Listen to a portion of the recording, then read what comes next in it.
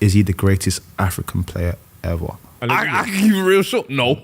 I agree. No. Where does he rank for you though? I've got Salah in my top 5, but I'm struggling to split between him and Mane, in my opinion. Seriously? And I'll be honest with you, for me, the AFCON does play that part. Definitely. In terms of African, he's won the actual continent's tournament though. Has Salah not won it, innit? No, Salah's not won the AFCON. Salah's You're not telling won me you're the it. greatest Shout out player in Mohamed Africa. Zidane, boy. I'm tired of people trying to bring down Mo Salah over the fact he never won the African Cup of Nations. Look, I don't even mind if you ignore the fact that he has scored more Premier League goals than Drogba, more UCL goals than Eto'o, or even that he has already outscored George Weah altogether. But to act like his international career has been underwhelming is just disrespectful. It's like people have forgotten about his past. Trust me, with or without an African Cup of Nations to his name, Salah has done more for his people than maybe any other player you could put on that list.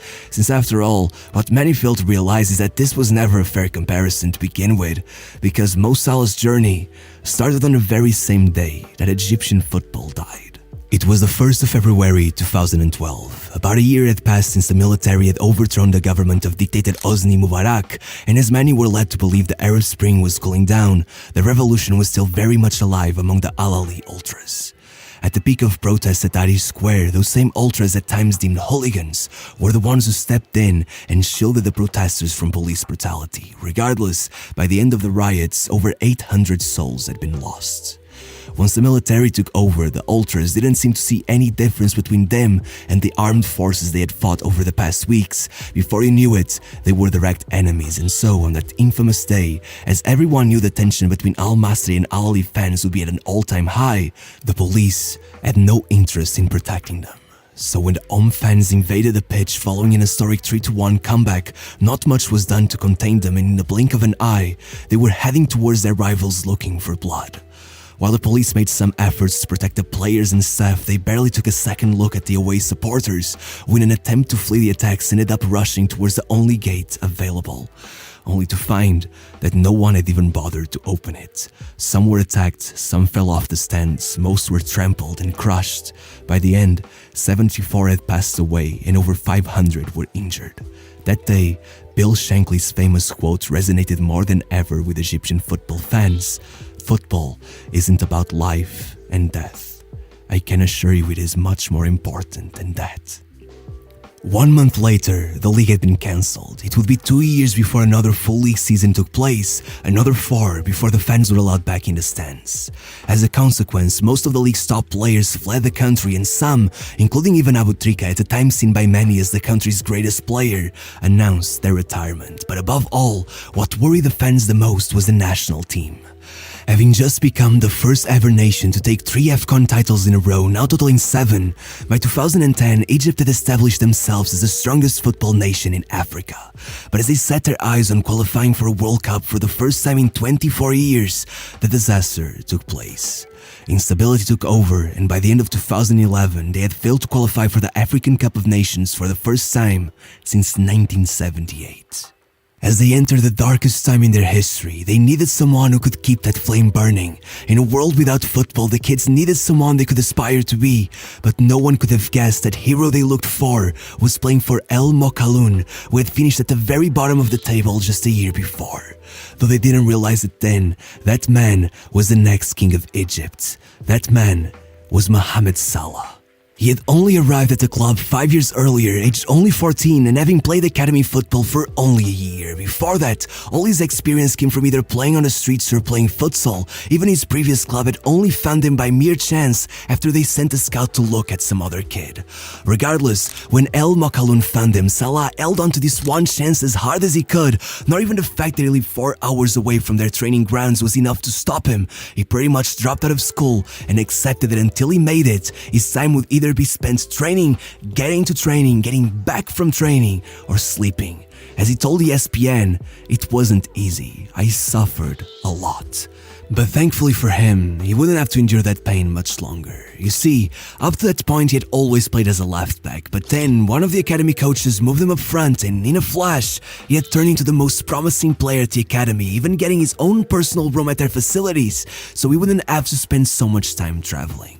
And that wasn't even the most impressive thing of all. Little more than a year after arriving, at the age of only 15, not only did he join the first team for training, but he even got his debut, becoming the youngest to ever play in the Egyptian league.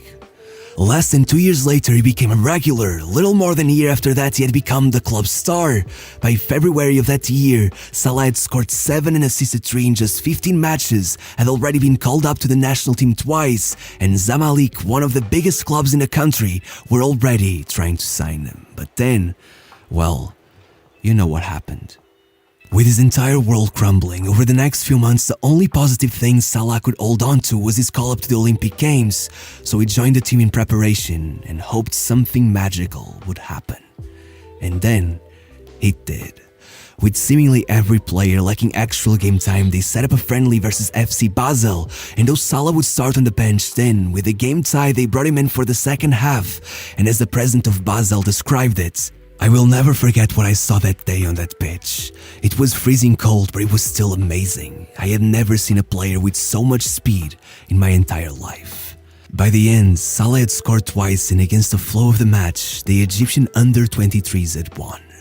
Knowing of the situation in Egypt, that same president invited Salah to stay in the city for a week, and less than a month later, Salah had signed with Basel. They knew they could not let a talent like that go to waste, the same way Salah knew he could not let go of this chance. As he said, "I wanted to be the best I could be so that when I arrived at Basel, they would all know they were getting a good player, not some unknown from Egypt." So at every chance he got to play before getting to Switzerland, he made sure to raise the roof, scoring in every group stage match at the Olympics, even against Neymar's Brazil, and then adding a 93-minute winner at the World Cup qualifiers to complete a summer that convinced everyone in Switzerland that Basel had indeed just struck gold. In fact, Salah could not have made the departure of Shaqiri seem any more irrelevant, and no one could have ever guessed how hard it was for him to adapt to life in Switzerland.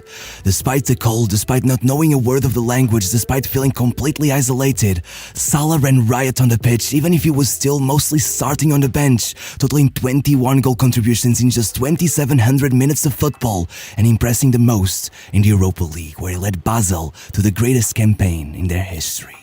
Totaling 5 assists, the most in the competition, and making sure his 2 goals would come precisely against the 2 toughest opponents they faced.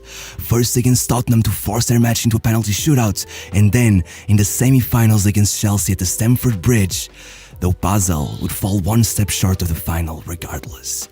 Still, with a league trophy to ease his sorrow, Salah went into the next season's World Cup qualifiers at full throttle, smashing 3 past Zimbabwe and scoring the winner versus Mozambique to leave Egypt 1 win away from the World Cup playoffs.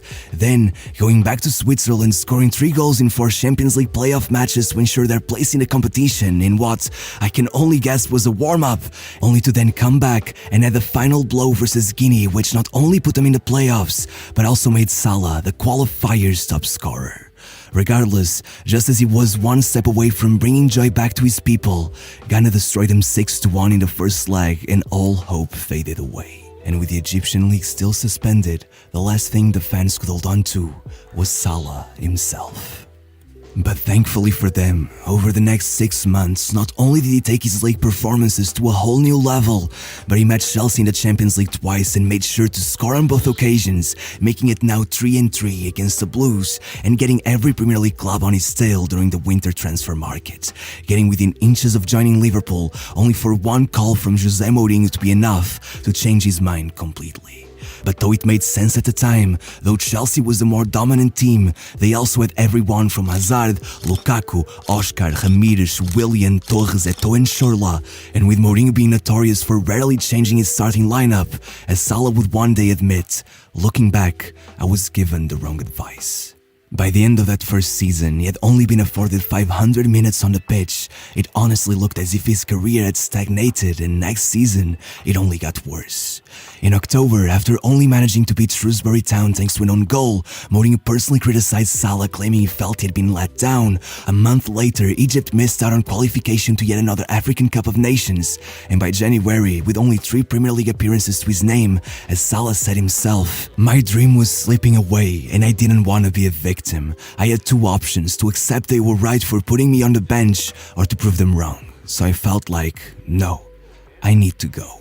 By the next month, Salah was already joining Fiorentina on loan, and to remind himself why he was playing, he made sure to wear the number 74 on his back, in honor of the 74 victims of the Port Said disaster. All he wanted was to make his people proud, and 6 matches in, he was already on 5 goals. By the end of the season, he had shown up time and time again with goals against the likes of Juventus, Inter and Tottenham, and Fiorentina had not only secured their highest finish in the league in 15 years, but had made it to the Europa League semi-finals, their most successful European run since the Baggio era. When it was time to extend his loan, they did not even think twice. In the words of their own president, "We made him an insane offer." But nevertheless, Salah rejected it, completely breaking their hearts. They even tried to file a complaint to FIFA to keep their star man on board, but it was too late. Salah was already off to Rome, and he was just tremendous there. After an injury to his right ankle 3 months into this new chapter, it wouldn't have been too far-fetched to assume that his momentum would be halted once more. But after 8 matches without a goal, out of nowhere Salah took a leap to a whole new level. 10 goals and 6 assists in 18 matches before the end of the season, making sure Fiorentina went undefeated for 5 months, taking them from being 6 points off of a Champions League spot to being 13 points ahead of 4th place Inter. Not just being named the club's player of the season, but being their top scorer as well. How Chelsea accepted an offer of only 15 million euros for his signing, I'll never understand. But what I do know is that then Salah finally managed to put Egypt back in the African Cup of Nations with 4 goals in 4 qualifying matches, and suddenly he was a man on a mission. 1,000 minutes of game time into the season, he was already on 13 goal contributions, and though then an injury stopped him in his tracks once again, by the time he was back, the moment he had been waiting for was upon us. It was time to join Egypt for the African Cup of Nations.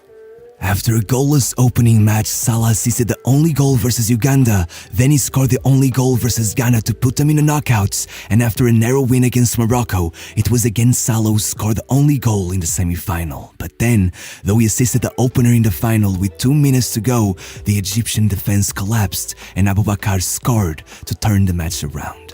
Salah was inconsolable. Not even winning his first African Player of the Year award was enough to appease him, but as always, he didn't wallow in his own misery. He held his head high and kept on going.